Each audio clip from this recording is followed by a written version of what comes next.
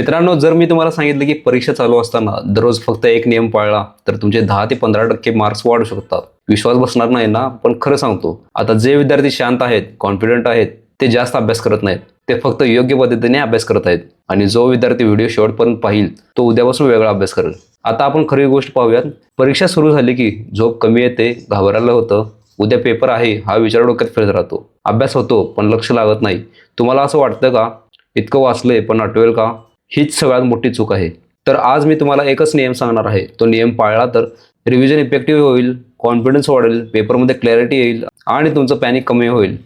आणि महत्त्वाचं म्हणजे तुम्ही एक्झाम हॉलमध्ये शांत बसाल. आता आपण मेन रूल पाहणार आहोत. तो आहे 3 तासाचा नियम. परीक्षा चालू असताना दररोज 3 तासांची स्मार्ट रिव्हिजन विंडो ठेवा. सगळा दिवस रँडम अभ्यास करू नका. हे 3 तास कसे वापरायचे पाहूयात. पहिला तास हा ॲक्टिव्ह रिकॉलचा आहे. त्यामध्ये पुस्तक बंद करा, स्वतःला प्रश्न विचारा, या चॅप्टरमधले 5 महत्त्वाचे मुद्दे कोणते, डेफिनेशन कशी लिहायची, डायग्राम आठवतो का, फक्त वाचू नका, डोकं वापरा. दुसरा 1 तास हा रायटिंग प्रॅक्टिसचा आहे. हा सगळ्यात महत्त्वाचा भाग आहे. यामध्ये तुम्हाला 5 मार्कांचा प्रश्न, 3 मार्कांचा प्रश्न हा टाइम सेट करून लिहायचा आहे. कारण बोर्ड एक्झाममध्ये रायटिंग स्पीड आणि स्ट्रक्चर हे तुम्हाला मार्क्स मिळवून देतील. आता हा तिसरा तास आहे एक टॉपिक फिक्सचा. तुम्ही टाळत असलेला टॉपिक निवडा. ज्याला बघून वाटतं हे राहू दे, तोच टॉपिक आज करा आणि दररोज एक वीक टॉपिक संपवा. आता लक्षात ठेवा, एक्झाम चालू असताना नवीन सिलेबस पूर्ण करायचा नसतो. रिव्हिजन रिफाईन करायची असते. टॉपर विद्यार्थी एक्झाम दरम्यान न्यू स्टडी कमी करतात, रायटिंग प्रॅक्टिस जास्त करतात आणि मिस्टेक्स कमी करतात. तुम्ही काय करता? रँडम यूट्यूब व्हिडिओ बघता, मित्राचा पॅनिक कॉल आणि 6 तास वाचून काहीच लिहित नाही. हे थांबवा. मी तुम्हाला मोटिवेशन देणार नाही की तू करू शकतोस असं फक्त सांगणार नाही. खरं सांगतो, एक्झाम हॉलमध्ये तुमच्या जागी कोणी बसणार नाही. तुमचे आई वडील बाहेर थांबतील. पेपर तुम्हालाच लिहायचा आहे.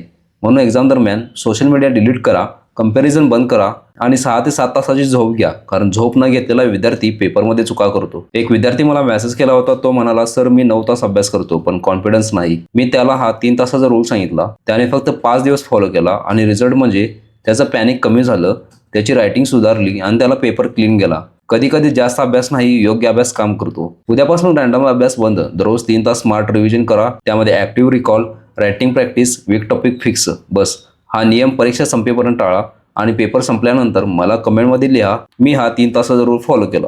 हा व्हिडिओ शेवटपर्यंत पाहिलात म्हणजे तुम्ही सिरियस आहात.